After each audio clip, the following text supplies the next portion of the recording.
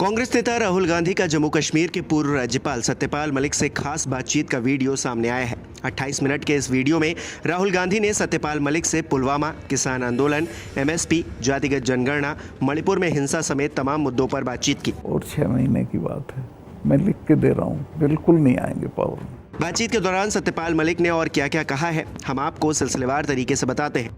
Video की शुरुआत पुलवामा हमले को लेकर चर्चा से हुई, जिस पर बात करते हुए राहुल गांधी ने एक किस्सा ये भी बताया कि उन्हें किस तरह से एक कमरे में बंद कर दिया गया था। जैसे ही मैंने पुलवामा के बारे में सुना, मुझे पता लगा कि हमारे जो शहीद हैं एयरपोर्ट आ रहे हैं जी। तो मैं सीधा एयरपोर्ट गया। हमारी सिक्योरिटी वालों ने मुझे कहा कि नहीं आप मत जाइए, मगर मैंने कहा मैं जा रहा हूँ। तो मैं एयरपोर्ट में चला गया और एयरपोर्ट में उस टाइम मुझे कमरे में बंद कर दिया और मुझे कहा कि देखिए आप कमरे से नहीं निकल सकते। मैंने कहा मतलब? तो उधर वो सब शहीद आए थे, वहाँ पे आर्मी के लोग थे, प्रधानमंत्री आ रहे थे और मुझे मतलब लिटरली चाबी से बंद किया कि आप बाहर नहीं जा सकते। मैंने सिक्योरिटी वालों से बोला ये मतलब ऐसे कैसे कर सकते हैं, और फिर लड़के मैं वहाँ से निकला। तो मुझे लग रहा था कि एक पूरा वहाँ पे शो सा क्रिएट हो। सत्यपाल मलिक ने पुलवामा हमले की चूक पर बात करते हुए सरकार को कटघरे में खड़ा किया। पुलवामा के शहीद जिस तरह हुए थे इसलिए हुए कि उन्होंने 5 एयरक्राफ्ट मांगे थे। अगर वो मेरे से मांग लेते तो मैं इमीडिएटली कर देता। मैं तो वहाँ स्टूडेंट्स जब जम्मू में फंस जाते थे बर्फ में, उनको एयरक्राफ्ट से, क्योंकि दिल्ली में एयरक्राफ्ट इमीडिएटली मिलता है किराए पे। 4 महीने तक एप्लीकेशन उनकी पड़ी रही होम मिनिस्ट्री में और 4 महीने बाद वो खारिज कर दी कि नहीं देंगे। तब वो सड़क से चले। इतना बड़ा मतलब 4 महीने के लिए वो चले ही नहीं, इसलिए कि वो सड़क से चलना बिल्कुल इनसिक्योर होता है, वो उनके उसमें नहीं है सिस्टम में। राहुल ने बातचीत के दौरान ये भी बताया कि उन्हें पुलवामा हमले की जगह पहुंचकर क्या महसूस हुआ। भारत जोड़ो यात्रा में हम वहीं से निकले, एक्चुअली साइट से निकले पुलवामा से। तो मुझे ये लग रहा था कि जो आपने बोला कि ऐसी जगह पे, स्ट्रेटेजिक जगह पे इतना एक्सप्लोसिव कहाँ से आ गया, कैसे आया, वो मेरे दिमाग में क्वेश्चन था। सारा पाकिस्तान से आया था, बट इतना 600-300 किलो। हाँ, ये बॉर्डर तो हमारा पोरस है और ये इतना एक्सप्लोसिव इंडिजिनसली प्रोक्योर करते तो वो बात फैल जाती। ये 10-12 क्विंटल तो आया हुआ था, उसमें से ये गाड़ी पूरी भरी थी एक्सप्लोसिव से।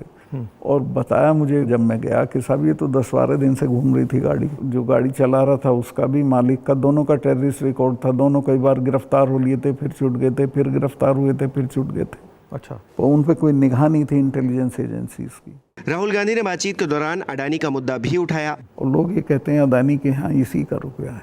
हाँ, वो 20,000 का आपने उठाया था। 20,000 का इतना बड़ा इन्वेस्टमेंट कहाँ से आएगा? कल ही एक स्टोरी आई है कि ये कोयले के प्राइस इन्फ्लेट कर रहा है। वहाँ से इंडोनेशिया से कोयला नाव में जाता है और यहाँ पहुँचते उसकी प्राइस इन्फ्लेट हो जाती है और फिर लोगों को बिजली के लिए ज़्यादा रेट देना पड़ता है, मगर वो भी मीडिया ने कहीं नहीं उठाया। मीडिया पर बातचीत करते हुए राहुल ने भारत जोड़ो यात्रा का अपना एक्सपीरियंस भी साझा किया। भारत जोड़ो यात्रा में मुझे एक बात समझ आई कि कितना भी मीडिया पे कंट्रोल हो, अगर आदमी डायरेक्ट जनता के पास जाता है, हाँ, तो फिर कोई नहीं, तो नहीं चलता। जनता ओनली आंसर है, जनता के पास जाना। और अगर आप जनता के पास जाते हैं तो बहुत जल्दी जनता को बात समझ आ जाती है, वो टाइम नहीं लगता। नहीं, जनता तो अवेयर है देश में, ऐसा नहीं उन्हें मालूम नहीं है, बट उन पे कोई प्लेटफॉर्म नहीं है, कहाँ कहें, किसको कहें।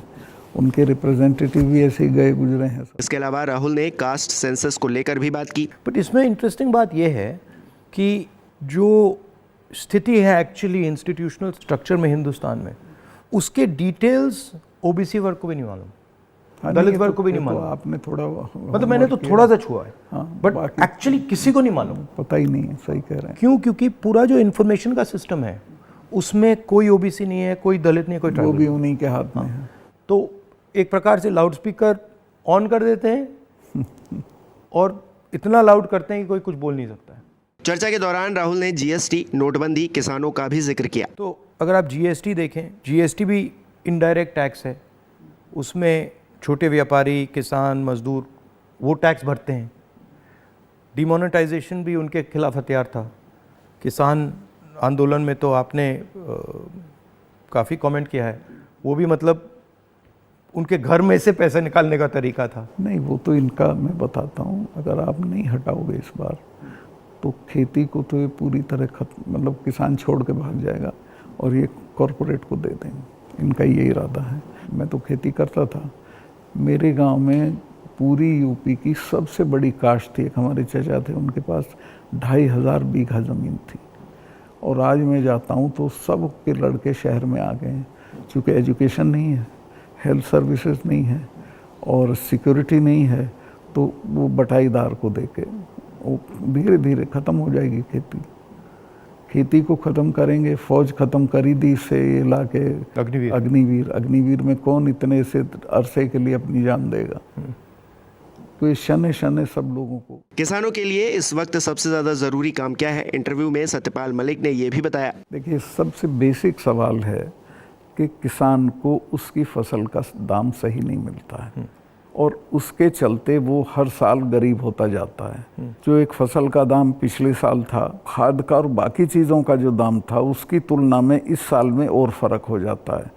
तो उसकी परचेजिंग पावर हर साल कम होती चली जाती है और उसे पता नहीं चलता। सबसे पहले है कि जो पैरिटी ये है एमएसपी, इसको लागू करना चाहिए। एमएसपी में ये नहीं कि सरकार सारी फसलों का एमएसपी दे, लेकिन एमएसपी करने से बाज़ार गिरेगा नहीं। और एमएसपी है इसलिए कि बाज़ार एक ख़ास जो आपने दाम तय किया उससे नीचे गिरेगा तो सरकार इंटरवीन करेगी। और एमएसपी पे इन्होंने किसानों से धोखा किया। जब किसान कानून वापस लिए तो कहा था हम एमएसपी करेंगे और आज तक नहीं किया। वो क्यों नहीं किया? क्योंकि अडानी ने बड़े बड़े गोदाम बना दिए, फसलें एक दाम पे खरीद ली, अगले साल उनके दाम बढ़ जाएंगे, वो बेचेगा। इतना ही नहीं, मणिपुर का मुद्दा भी राहुल गांधी ने उठाया। मणिपुर के बारे में क्या राय है आपकी? वहाँ मतलब पूरा फेल्योर है सरकार की।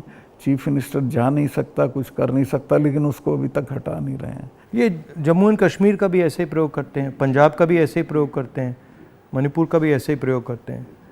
मैं गया मणिपुर में, वहाँ जो आप कह रहे हैं बिल्कुल सही है, वहाँ कोई कंट्रोल नहीं था। पूरी क्राउड निकल आई थी। आप कोई कंट्रोल ही नहीं था, मतलब बिल्कुल एक स्टेट बचा ही नहीं है। 2 स्टेट बन गए हैं, एक इस तरफ और दूसरा दूसरी तरफ। नॉर्थ ईस्ट सेटल्ड था, इन्होंने डिस्टर्ब कर दिया। चर्चा के दौरान महात्मा गांधी का जिक्र भी हुआ। सत्यपाल मलिक ने क्या बोला, सुनिए। यही सोचना है कि हिंदुस्तान कंट्री के तौर पे तभी सरवाइव करेगा जब वो लिबरल हिंदुइज्म के रास्ते पे चलेगा, जो गांधी का विजन है। गांधी ने ऐसे ही नहीं कहा था। गांधी ने इस देश को जितना समझा था, किसी ने नहीं समझा था। वो गांव-गांव गए थे, जगह जगह गए थे और वो इस नतीजे पहुंचे थे कि नहीं, बाकी बातें बेकार हैं, ये ठीक है रास्ता।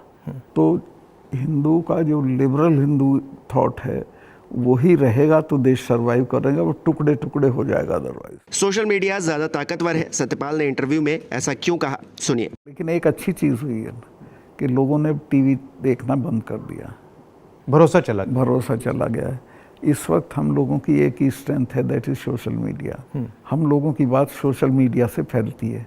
ये उसको भी रोकने के सिस्टम ढूंढ रहे हैं, कैसे रोका जाए, वो अभी नहीं हुआ है, लेकिन वो हमारी स्ट्रेंथ है। जो प्रिंटेड मीडिया है, इलेक्ट्रॉनिक है, इस सब को इन्होंने कंट्रोल कर दिया, वन साइडेड कर दिया। लेकिन अच्छी बात यह कि लोग भी उसको समझ गए। नमस्कार, मैं हूं मानक गुप्ता। अगर आपको हमारा ये वीडियो पसंद आया हो तो इसे लाइक और शेयर जरूर करें और हाँ, हमें सब्सक्राइब और फॉलो करना ना भूलें ताकि आप देश और दुनिया की कोई खबर मिस ना करें। तो जुड़े रहिए हमारे साथ और देखते रहिए न्यूज़ 24।